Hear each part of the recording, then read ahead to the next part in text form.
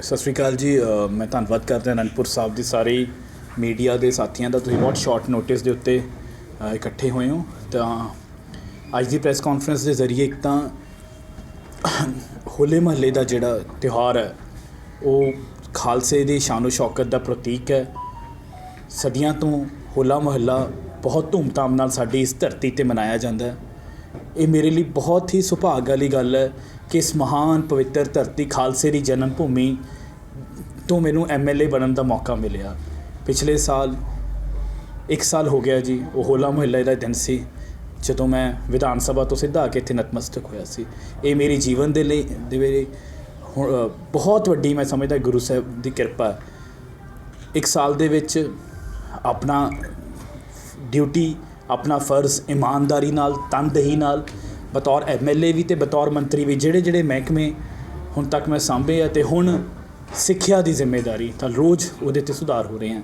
ਪਰ ਸਭ ਤੋਂ ਪਹਿਲਾਂ ਉਹ ਕਹਿੰਦੇ ਆ ਕਿ ਜਿਹੜੀ ਸਫਾਈ ਉਹ ਆਪਣੇ ਘਰ ਤੋਂ ਸ਼ੁਰੂ ਹੁੰਦੀ ਹੈ। ਤਾਂ ਅਨੰਦਪੁਰ ਸਾਹਿਬ ਹਲਕੇ 'ਚ ਅਸੀਂ ਬਹੁਤ ਜਿਹੜੇ ਨਵੇਂ ਪ੍ਰੋਜੈਕਟ ਪਿਛਲੇ ਕਾਫੀ ਮਹੀਨਿਆਂ ਤੋਂ ਉਹਨਾਂ 'ਤੇ ਮਿਹਨਤ ਕਰ ਰਹੇ ਸੀ ਅਤੇ ਅੱਜ ਮਨ ਨੂੰ ਸਕੂਨ ਹੁੰਦਾ ਕਿ ਜਦੋਂ ਸ਼੍ਰੀ ਅਨੰਦਪੁਰ ਸਾਹਿਬ ਦੀ ਤਾਰੀਫ ਪੰਜਾਬ ਦੇ ਵਿੱਚ, ਦੇਸ਼ ਦੇ ਵਿੱਚ ਅਤੇ ਦੁਨੀਆ ਚ ਵੱਸਦੇ ਪੰਜਾਬੀ ਅਤੇ ਦੁਨੀਆ ਭਰ ਕਰ ਰਹੀ ਹੈ। ਅਤੇ ਇਸ ਵਾਰ ਹੋਲੇ ਮਹੱਲੇ ਦੇ ਉੱਤੇ ਸਾਡੇ ਵੱਲੋਂ ਬਹੁਤ ਨਵੇਂ ਉਪਰਾਲੇ ਕੀਤੇ ਗਏ ਨੇ, ਬੜੀਆਂ ਨਵੀਆਂ ਤਿਆਰੀਆਂ ਕੀਤੀਆਂ ਗਈਆਂ ਨੇ। QR ਕੋਡ ਹੈ ਜਿਹੜਾ ਜਗ੍ਹਾ ਜਗ੍ਹਾ ਲੱਗਿਆ, ਤੁਸੀਂ ਉਹਨੂੰ ਸਕੈਨ ਕਰਕੇ ਕੋਈ ਵੀ ਜਿਹੜਾ ਵੀ ਸ਼ਰਧਾਲੂ ਆਉਂਦਾ ਪੂਰੇ ਹੋਲੇ ਮਹੱਲੇ ਦਾ ਮੈਪ ਦੇਖ ਸਕਦਾ। ਸ਼ਟਲ ਬੱਸ ਸਰਵਿਸ ਸ਼ੁਰੂ ਕੀਤੀ ਹੈ ਜੋ ਹੁਣ ਦੁਪਹਿਰ ਤੋਂ ਚੱਲ ਜੂਗੀ, ਤਾਂ ਕਿ ਜਿੱਦਾਂ ਹੀ ਪਾਰਕਿੰਗਾਂ 'ਤੇ ਰੋਕ ਆ ਜਾਂਦੇ ਆ ਤਾਂ ਉਹਨਾਂ ਨੂੰ ਬੱਸ ਸਰਵਿਸ ਦੇ ਰਾਹੀਂ ਉਹ ਅਲੱਗ-ਅਲੱਗ ਵਿਰਾਸਤੇ ਖਾਲਸਾ ਜਾਣਾ ਚਾਹਣ, ਕੇਸਗੜ੍ਹ ਸਾਹਿਬ ਜਾਣਾ ਚਾਹਣ, ਚਰਨ ਗੰਗਾ ਸਟੇਡੀਅਮ ਜਾਣਾ ਚਾਹਣ, ਜਿੱਥੇ ਵੀ ਉਹ ਦਰਸ਼ਨ ਕਰਨਾ ਚਾਹਣ, 11 ਪਾਰਕਿੰਗਾਂ ਦੇ ਵਿੱਚ ਇਹ ਬੱਸਾਂ ਦੀ ਸਰਵਿਸ ਮੁਹੱਈਆ ਕਰਾ ਦਿੱਤੀ ਗਈ ਹੈ ਤਾਂ ਕਿ ਕਿਉਂਕਿ ਹਮੇਸ਼ਾ ਟ੍ਰੈਫਿਕ ਦੀ ਬਹੁਤ ਵੱਡੀ ਸਮੱਸਿਆ ਆਉਂਦੀ ਹੈ ਅਤੇ ਜਿਹੜੇ ਸ਼ਰਧਾਲੂ ਆਉਂਦੇ ਅਕਸਰ ਜਾਮਾਂ 'ਚ ਹੀ ਫਸੇ ਰਹਿ ਜਾਂਦੇ ਆ। ਤਾਂ ਇਸ ਵਾਰੀ ਉਸ ਨੂੰ ਘੱਟ ਕਰਨ ਲਈ ਅਤੇ ਕੋਸ਼ਿਸ਼ ਕਿ ਉਹ ਨਾ ਆਵੇ ਤਾਂ ਅੱਜ ਦੁਪਹਿਰ ਤੋਂ ਸ਼ਟਲ ਬੱਸ ਸਰਵਿਸ ਸ਼ੁਰੂ ਹੋ ਜੂਗੀ।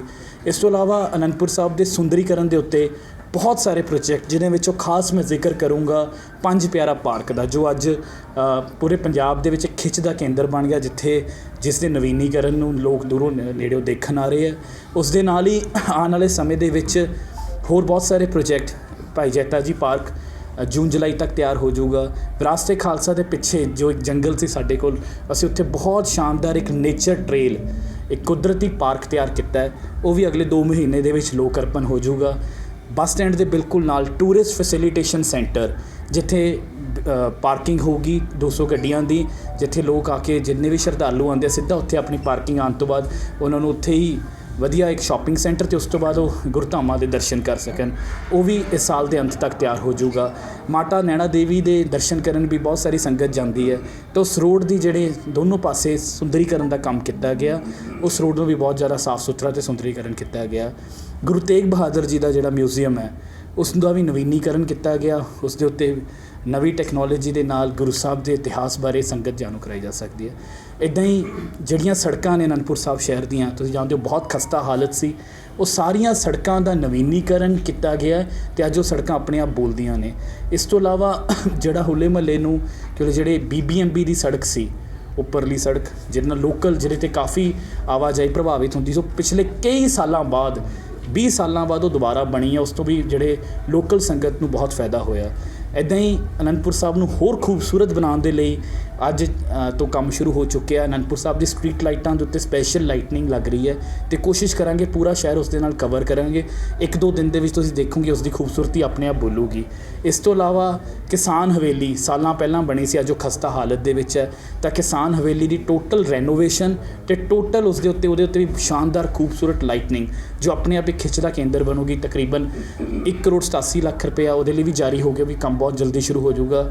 ਆਗਮਪੁਰ ਦੀ ਜਿਹੜੀ ਸ਼ੈੱਡ ਹੈ ਉਸ ਦੇ ਲਈ ਵੀ ਤਕਰੀਬਨ 90 ਲੱਖ ਰੁਪਏ। ਹੋਰ ਵੀ ਬਹੁਤ ਸਾਰੇ ਪ੍ਰੋਜੈਕਟ ਸਕੂਲਾਂ ਦੇ 'ਤੇ ਚੱਲ ਰਹੇ, ਪਰ ਖਾਸ ਕਰਕੇ ਹੋਲੇ ਮਹੱਲੇ ਦੀ ਤਿਆਰੀਆਂ ਨੂੰ ਲੈ ਕੇ ਇਸ ਵਾਰੀ ਪ੍ਰਸ਼ਾਸਨ ਵੱਲੋਂ ਬਹੁਤ ਸ਼ਾਨਦਾਰ ਕੰਮ ਕੀਤਾ ਗਿਆ। SGPC ਵੱਲੋਂ ਵੀ ਪੂਰਾ ਸਾਥ ਮਿਲਿਆ ਅਤੇ ਮੈਂ ਪੂਰੇ ਪੰਜਾਬ 'ਚ ਪੰਜਾਬੀਆਂ ਨੂੰ ਅਤੇ ਪੂਰੇ ਦੁਨੀਆ 'ਚ ਵਸਦੇ ਪੰਜਾਬੀਆਂ ਨੂੰ ਬੇਨਤੀ ਕਰਦਾ ਕਿ ਜ਼ਰੂਰ ਆਓ ਅਤੇ ਹੋਲੇ ਮਹੱਲੇ 'ਤੇ ਆ ਕੇ ਸਾਡੀ ਇਸ ਮਹਾਨ ਪਵਿੱਤਰ ਧਰਤੀ 'ਤੇ ਦਰਸ਼ਨ ਕਰੋ ਜੀ। ਮੈਂ ਤੁਹਾਨੂੰ ਦੱਸ ਦਿੰਦਾ, ਜਿੱਦਾਂ ਆਇਆ ਸੀ ਤਾਂ ਉਸ ਦੀ ਫਾਈਲ ਅਸੀਂ ਕੇਂਦਰ ਸਰਕਾਰ ਨੂੰ ਭੇਜੀ ਸੀ। ਇਸ ਦੇ ਵਿੱਚ ਕੁਛ ਹਿੱਸਾ ਕੇਂਦਰ ਸਰਕਾਰ ਦਾ ਹੈ, ਤਾਂ ਕੇਂਦਰ ਸਰਕਾਰ ਨਾਲ ਸਾਡਾ ਨੈਗੋਸ਼ੀਏਸ਼ਨ ਉਦੋਂ ਹੋ ਗਿਆ ਸੀ। ਕੇਂਦਰ ਸਰਕਾਰ ਨੇ 90 ਲੱਖ ਰੁਪਏ ਦੀ ਮੰਗ ਕੀਤੀ ਸੀ ਤੇ ਪੰਜਾਬ ਸਰਕਾਰ ਨੇ ਆਪਣੀ ਸਹਿਮਤੀ ਜਤਾ ਦਿੱਤੀ ਹੈ ਕਿ ਅਸੀਂ ਇਹ ਪੈਸਾ ਦੇਣ ਨੂੰ ਤਿਆਰ ਹਾਂ। ਹੁਣ ਕੇਂਦਰ ਸਰਕਾਰ ਵੱਲੋਂ NOC ਆਉਣਾ ਤਾਂ ਉਸ ਤੋਂ ਬਾਅਦ ਪੰਜਾਬ ਸਰਕਾਰ ਉਹ ਪੈਸਾ ਦੇ ਦਊਗੀ। ਫਿਰ ਜਦੋਂ ਪੰਜਾਬ ਸਰਕਾਰ ਨੂੰ ਪੂਰੀ ਮਲਕੀਅਤ ਮਿਲ ਗਈ ਤਾਂ ਉਸ ਤੋਂ ਬਾਅਦ ਆਪਾਂ ਇਹਨੂੰ ਲੀਜ਼ ਜਾਂ ਇਸ ਦੀ ਦੁਬਾਰਾ ਰੈਨੋਵੇਸ਼ਨ ਕੁਝ ਵੀ ਕਰ ਸਕਦੇ। ਦੇਖੋ ਪਿਛਲੇ ਕਈ ਸਾਲਾਂ ਤੋਂ ਜਿਹੜੇ ਸਾਡੇ ਵੱਲੋਂ ਇਹ ਇੱਕ ਪਰੰਪਰਾ ਸ਼ੁਰੂ ਕੀਤੀ ਗਈ ਸੀ ਕਿ ਕਿਸੇ ਵੀ ਰਾਜਨੀਤਿਕ ਪਾਰਟੀਆਂ ਵੱਲੋਂ ਕਾਨਫਰੰਸਾਂ ਨਹੀਂ ਕਰਨੀਆਂ ਚਾਹੀਦੀਆਂ ਤੇ ਇਕੱਲਾ ਹੱਲਾ ਮਹੱਲਾ ਨਹੀਂ, ਅਸੀਂ ਨਾ ਹੀ ਮਾਗੀ ਦੀ ਨਾ ਹੀ ਫਤਿਹਗੜ੍ਹ ਸਾਹਿਬ ਮੈਂ ਫਿਰ ਵੀ ਮੈਂ ਤੁਹਾਨੂੰ ਦੱਸ ਰਿਹਾ ਜੀ, ਉਹ ਜਿਹੜੀਆਂ ਉਹ ਬੰਦ ਕੀਤੀਆਂ ਗਈਆਂ ਨੇ ਸਾਰੀ ਰਾਜਨੀਤਿਕ ਪਾਰਟੀਆਂ ਵੱਲੋਂ ਹੀ। ਸਾਰਾ ਇੱਕ ਸਹਿਮਤੀ ਬਣਾਈ ਗਈ ਸੀ 2018 ਦੇ ਵਿੱਚ, ਉਸ ਤੋਂ ਬਾਅਦ ਕਦੀ ਵੀ ਨਹੀਂ ਹੋਈ। ਸਟੇਡੀਅਮ ਹੈ, ਹਾਂ ਇੰਟਰਨੈਸ਼ਨਲ ਸਟੇਡੀਅਮ ਹੈ ਜੀ, ਉਸ ਦੇ ਉੱਤੇ ਮੇਰੀ ਮੀਤ ਹੇਅਰ ਜੀ ਨਾਲ ਗੱਲ ਹੋਈ ਹੈ। ਉਹਦੇ 2 ਪ੍ਰਪੋਜ਼ਲ ਤਿਆਰ ਚੱਲ ਰਹੇ।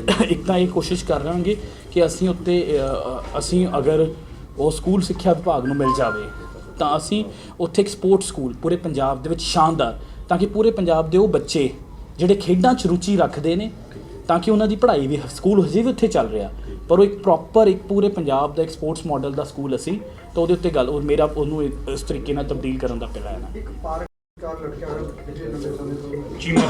ਜਿਹੜਾ ਕੁਛ ਮੈਂ ਤੁਹਾਨੂੰ ਕੁਛ ਟੂਰਿਜ਼ਮ ਦੇ ਪ੍ਰੋਜੈਕਟ ਜਿਹੜੇ ਸ਼ਹਿਰ ਦੇ ਬਿਲਕੁਲ ਗੁਰਦੁਆਰਾ ਸੀਸਗੰਜ ਦੇ ਸਾਹਿਬ ਦੇ ਨਾਲ ਉਹ ਪਿਛਲੀ ਸਰਕਾਰਾਂ ਦੇ ਘਪਲੇ ਕਰਕੇ ਉਹ ਵਿੱਚ ਕਿਉਂਕਿ ਪੇਮੈਂਟਾਂ ਵੱਧ ਬਿੱਲ ਬਣੇ ਸੀ, ਉਹ ਜਿਹੜਾ ਕੰਟਰੈਕਟਰ ਉਹ ਮੇਰੇ ਖਿਆਲ ਕੋਰਟ ਚਲਾ ਗਿਆ ਤਾਂ ਕੁਛ ਜਿਹੜੇ ਪ੍ਰੋਜੈਕਟ ਹੈ ਕੁਛ ਕੰਮ ਜਿਹੜਾ ਉਹ ਰੁਕਿਆ ਹੋਇਆ, ਪਰ ਉਸ ਨੂੰ ਵੀ ਅਸੀਂ ਕੋਰਟ ਤੋਂ ਜੋ ਵੀ ਹੈ ਉਸ ਨੂੰ ਜਲਦ ਤੋਂ ਜਲਦ ਕਰਾ ਕੇ ਜਿਹੜਾ ਸ਼ਹਿਰ ਦਾ ਅੰਦਰੂਨੀ ਹਿੱਸਾ ਹੈ ਉਹਦੇ ਕੰਮ ਕਾਫੀ ਰੁਕੇ ਹੋਏ ਹੈ।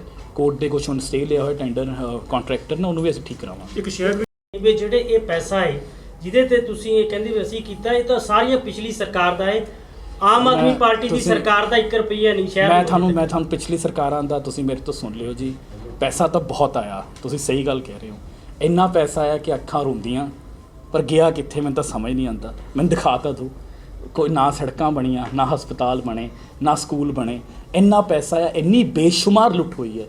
ਸਹੀ ਗੱਲ ਹੈ ਜੀ, ਉਸ ਤੋਂ 10% ਪੈਸਾ ਖਰਚੂੰਗਾ, ਇਸ ਹਲਕੇ ਦੇ ਵਿੱਚ ਪੁਲ ਵੀ ਬਣਨਗੇ, ਫਲਾਈਓਵਰ ਵੀ ਬਣਨਗੇ, ਸਕੂਲ ਵੀ ਉਹ ਹੋਣਗੇ ਜਿਹਦੀ ਚਰਚਾ ਕੈਨੇਡਾ ਵਾਲੇ ਵੀ ਕਰਨਗੇ ਆ ਕੇ। ਦਾਵਾ ਹੈ 1 ਸਾਲ ਹੋਇਆ, ਅਗਲੇ 1 ਸਾਲ ਤੱਕ ਦੇਖਿਓ, ਇਹ ਮੇਰਾ 11 ਮਹੀਨੇ ਦੀ ਪਰਫਾਰਮੈਂਸ ਹੈ।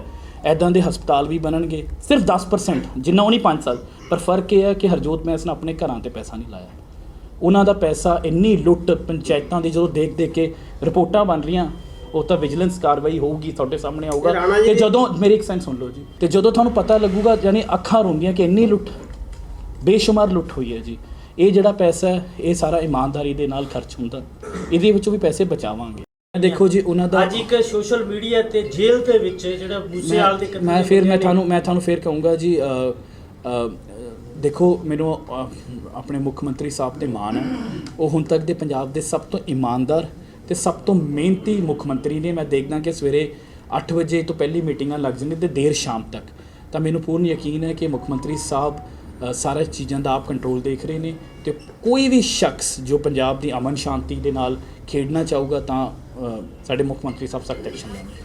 ਇਹ ਵੀ ਤੁਸੀਂ ਮੰਨ ਲਓ, ਜਿੱਦਾਂ ਹੀ ਹੋਲਾ ਮਹੱਲਾ ਦੀ ਸਮਾਪਤੀ ਹੁੰਦੀ ਹੈ, ਅਗਲੇ ਤੋਂ ਅਗਲੇ ਹਫਤੇ ਅਨੰਦਪੁਰ ਸਾਹਿਬ ਨੂੰ ਪਰਮਾਨੈਂਟ ਫਾਇਰ ਟੈਂਡਰ ਛੋਟੇ ਵਾਲਾ, ਕਿਉਂਕਿ ਜਿਹੜੇ ਸਾਡਾ ਅੰਦਰੂਨੀ ਸ਼ਹਿਰ ਹੈ ਉਹ ਬਹੁਤ ਤੰਗ ਗਲੀਆਂ ਹੈ, ਤਾਂ ਉਹ ਇੱਥੇ ਅਸੀਂ ਪਰਮਾਨੈਂਟ ਰਿਪਲੇਸ ਕਰਾਂਗੇ। ਬਿਲਕੁਲ ਕਰਾਂਗੇ ਜੀ। ਇੱਕ ਤਾਂ ਇਹ ਪਾਰਕਿੰਗ ਸੈਂਟਰ ਤਿਆਰ ਹੈ, ਦੂਜੀ ਗੱਲ ਮੈਂ ਆਪ ਜੀ ਦੇ ਰਾਹੀਂ ਹੁਣ ਤਾਂ ਹੋਲਾ ਮਹੱਲਾ ਕਿਸੇ ਨੂੰ ਡਿਸਟਰਬ ਨਹੀਂ ਕਰਨਾ ਚਾਹੁੰਦਾ, ਪਰ ਸ਼ਹਿਰ ਵਾਸੀਆਂ ਨੂੰ ਵੀ ਕਰਾਂਗੇ। ਬਹੁਤ ਦਿਲੋਂ ਮਿਹਨਤ ਕਰ ਰਹੇ ਹਾਂ ਸ਼ਹਿਰ ਨੂੰ ਖੂਬਸੂਰਤ ਬਣਾਉਣ ਲਈ। ਬਹੁਤ ਮਹਾਨ ਧਰਤੀ ਹੈ, ਖਾਲਸੇ ਦੀ ਜਨਮ ਭੂਮੀ ਹੈ। ਇਸ ਤੋਂ ਬਾਅਦ ਸ਼ਹਿਰ ਵਾਸੀਆਂ ਦਾ ਸਾਥ ਚਾਹੀਦਾ ਹੋਊਗਾ, ਕਿਉਂਕਿ ਬਹੁਤ ਸਾਰੇ ਤੁਸੀਂ ਦੇਖ ਰਹੇ ਹੋ ਜਿਹੜੇ ਕਬਜ਼ੇ, ਨਜਾਇਜ਼ ਕਬਜ਼ੇ ਸੜਕਾਂ ਦੇ ਦੁਆਲੇ, ਤੇ ਮਾੜੀ ਗੱਲ ਹੈ ਕਿ ਕੋਈ ਵੀ ਉਹਨਾਂ 'ਚ ਲੋਕਲ ਹੈ ਨਹੀਂ, ਤੇ ਉਹ ਦੇਖਿਆ ਜਾਵੇ ਤਾਂ ਜਿਹੜਾ ਸ਼ਹਿਰ ਦੇ ਵਿੱਚ ਚਾਹੇ ਉਹ ਨਸ਼ਾ ਹੋਵੇ, ਚਾਹੇ ਹੋਰ ਵਾਰਦਾਤਾਂ ਜਿਹੜੀਆਂ ਛੋਟੀਆਂ ਹੁੰਦੀਆਂ, ਉਹਦੀ ਜਦੋਂ ਪੁਲਿਸ ਇਨਵੈਸਟੀਗੇਸ਼ਨ ਕਰਦੀ ਹੈ ਤਾਂ ਉਹ ਜੜ੍ਹਾਂ ਉੱਥੋਂ ਨਿਕਲਦੀਆਂ, ਤਾਂ ਉਸ ਖਿਲਾਫ ਸਾਨੂੰ ਇੱਕ ਖਾਸ ਮੁਹਿੰਮ ਚਲਾਉਣ ਦੀ ਲੋੜ ਹੈ, ਤਾਂ ਕਿ ਉਹ ਆਪਾਂ ਆਪਣੀ ਧਰਤੀ ਦੇ ਚਾਰੋਂ ਪਾਸੇ, ਤਾਂ ਕਿ ਜਿਹੜਾ ਵੀ ਇੱਥੇ ਆਵੇ ਉਹ ਦੇਖੇ ਕਿ, ਕਿਉਂਕਿ ਸਾਨੂੰ ਕੁਦਰਤ ਨੇ ਬਹੁਤ, ਸਾਡੇ ਕੋਲ ਇੰਡਸਟਰੀ ਨਹੀਂ ਹੈ, ਸਾਡੀ ਤਾਕਤ ਟੂਰਿਜ਼ਮ ਹੀ ਬਣੂਗਾ, ਸਾਡਾ ਟੂਰਿਜ਼ਮ ਹੀ ਸਾਡੀ ਤਾਕਤ ਹੈ। ਸਾਡੇ ਕੋਲ ਇੱਕ ਤਖਤ ਸਾਹਿਬ ਹੈ, ਖਾਲਸੇ ਦੀ ਜਨਮ ਭੂਮੀ ਹੈ, ਤਾਂ ਜਿੰਨਾ ਆਪਾਂ ਇਹਨੂੰ ਸੋਹਣਾ ਬਣਾ ਦਾਂਗੇ ਉਨਾ ਅਨੰਦਪੁਰ ਸਾਹਿਬ ਦੇ ਲੋਕਲ ਲੋਕਾਂ ਨੂੰ ਫਾਇਦਾ ਹੋਊਗਾ, ਉਨਾ ਟੂਰਿਜ਼ਮ, ਉਨੀਆਂ ਦੁਕਾਨਾਂ, ਉਨਾ ਵਪਾਰ, ਨਵੀਆਂ ਟੈਕਸੀਆਂ, ਨਵਾਂ ਰੋਜ਼ਗਾਰ ਵਧੂਗਾ। ਤਾਂ ਇਸ ਕਰਕੇ ਕੋਸ਼ਿਸ਼ ਇਹ ਹੈ ਕਿ ਅਨੰਦਪੁਰ ਸਾਹਿਬ ਨੂੰ ਆਪਾਂ ਹਰ ਸਾਲ ਦਰ ਸਾਲ ਇੱਥੇ ਜਿਹੜੇ ਟੂਰਿਜ਼ਮਾਂ ਦੀ ਗਿਣਤੀ, ਟੂਰਿਸਟਾਂ ਜਿਹੜੀ ਫੜੀ ਅੱਗੇ ਆ ਜਾਂਦੇ ਜੀ, ਜੇ ਆਪਾਂ ਨੂੰ ਬੂਥ ਬਣਾ ਕੇ ਮੈਂ ਉਹ ਵੀ ਕਰਾਂਗੇ, ਪਰ ਤੁਹਾਡਾ ਸਾਥ ਵੀ ਚਾਹੀਦਾ ਹੋਊਗਾ, ਆਪ ਜੀ ਦਾ ਸਾਥ ਵੀ, ਤੇ ਸਾਰੇ ਸ਼ਹਿਰ ਵਾਸੀ। ਸਰਕਾਰ ਦੀ ਸਕੀਮ ਜਿਹੜੀ ਜੀ ਸਰ, ਉਹ ਹਲਕੇ ਦੀ ਹੈ ਕੋਈ ਇੱਥੇ? ਸਰ 2 ਸਕੂਲ ਆਫ ਐਮੀਨੈਂਸ ਜਿਹੜੇ ਹੈ ਇੱਕ ਨੰਗਲ ਦਾ ਸਕੂਲ ਹੈ ਜੀ, ਇੱਕ ਕੀਰਤਪੁਰ ਸਾਹਿਬ ਦਾ ਸਕੂਲ ਹੈ। ਇਸ ਤੋਂ ਇਲਾਵਾ ਮੈਂ ਆਪ ਜੀ ਨੂੰ ਦੱਸ ਦਿੰਦਾ ਕਿ ਜਿਹੜਾ ਅਨੰਦਪੁਰ ਸਾਹਿਬ ਦਾ ਲੜਕੀਆਂ ਦਾ ਸਕੂਲ ਹੈ ਉਹ ਗਿਆਨੀ ਜੈਲ ਸਿੰਘ ਜੀ ਦੇ ਟਾਈਮ ਤੇ ਬਣਿਆ ਸੀ, ਉਸ ਤੋਂ ਬਾਅਦ ਉੱਤੇ ਕੁਝ ਵੀ ਨਹੀਂ ਹੋਇਆ। ਤਾਂ 1.5 ਕਰੋੜ ਰੁਪਏ ਦੀ ਰੈਨੋਵੇਸ਼ਨ ਵਰਕ ਸਿਰਫ ਇੱਕੋ ਸਕੂਲ ਦੇ ਵਾਸਤੇ ਕੀਤਾ ਜਾ ਰਿਹਾ। ਇਸ ਤੋਂ ਇਲਾਵਾ ਜਿਹੜਾ ਕੀਰਤਪੁਰ ਸਾਹਿਬ ਤੇ ਨੰਗਲ ਦੇ ਸਕੂਲ ਹੈ ਤਾਂ ਸਕੂਲ ਆਫ ਫੈਮੀਨੈਂਸ ਹੈ। ਇੱਦਾਂ ਹੀ ਜਿਹੜਾ ਲੜਕੀਆਂ ਦਾ ਸਕੂਲ ਹੈ ਨੰਗਲ ਦੇ ਵਿੱਚ, ਉਸ ਦਾ ਪਲਾਨ ਮੈਂ ਤੁਹਾਨੂੰ ਦਿਖਾ ਵੀ ਸਕਦਾ, ਤਿਆਰ ਵੀ ਹੋ ਗਿਆ ਮੇਰੇ ਮੋਬਾਈਲ 'ਤੇ ਨਕਸ਼ਾ। ਉਸ ਦਾ ਪਲਾਨ ਮੇਰੇ ਕੋਲ ਤਿਆਰ ਹੋ ਗਿਆ। ਉਹ ਬਹੁਤ ਖੂਬਸੂਰਤ ਬਿਲਡਿੰਗ ਬਣੂਗੀ। 2 ਕਰੋੜ ਰੁਪਇਆ ਨੰਗਲ ਦੇ ਕੁੜੀਆਂ ਦੇ ਸਕੂਲ ਹੀ ਰਹੇ ਨੇ। ਅਤੇ ਕੋਸ਼ਿਸ਼ ਇਹ ਹੈ ਕਿ ਬਹੁਤ ਜਲਦੀ ਤੁਸੀਂ ਦੇਖੋਗੇ ਜਿਹੜਾ ਅਦਰ ਸਕੂਲ ਹੈ ਲੋਧੀਪੁਰ ਦਾ, ਉੱਥੇ ਬਹੁਤ ਸ਼ਾਨਦਾਰ ਗਰਾਊਂਡ ਹੈ। ਕੋਸ਼ਿਸ਼ ਹੈ ਕਿ ਉੱਥੇ ਐਸਟ੍ਰੋਟਰਫ, ਤਾਂ ਇਸ ਰੀਜਨ ਦੀ ਪਹਿਲੀ ਐਸਟ੍ਰੋਟਰਫ ਅਸੀਂ ਉਸ ਸਕੂਲ 'ਚ ਲੈ ਕੇ ਆ ਰਹੇ ਹਾਂ। ਨੰਗਲ ਦੇ ਸਕੂਲ ਦੇ ਵਿੱਚ ਸਵਿਮਿੰਗ ਪੂਲ ਦਾ ਪ੍ਰਪੋਜ਼ਲ ਹੈ। ਅਤੇ ਇਕੱਲੇ ਇੱਥੇ ਇਹ ਨਹੀਂ ਕਿ ਸਪੋਰਟਸ ਫੈਸਿਲਿਟੀਜ਼ ਹੋਣਗੀਆਂ, ਇਹ ਸਕੂਲ ਉਹ ਹੋਣਗੇ ਜਿਹੜੇ ਆਪਣੇ ਆਪ ਦੇ ਵਿੱਚ ਬੋਲਣਗੇ ਅਤੇ ਆਉਣ ਵਾਲੇ ਸਾਲ 2 ਸਾਲ ਬਾਅਦ ਇੱਥੇ ਜਿਹੜਾ ਹੈ ਤੁਹਾਨੂੰ ਵੀ ਸਿਫਾਰਿਸ਼ਾਂ ਆਇਆ ਕਰਨਗੇ ਕਿ ਸਾਡੇ ਬੱਚਿਆਂ ਦੀ ਐਡਮਿਸ਼ਨ ਇੱਥੇ ਕਰਾ ਦਿਓ। ਬਹੁਤ ਬਹੁਤ ਧੰਨਵਾਦ।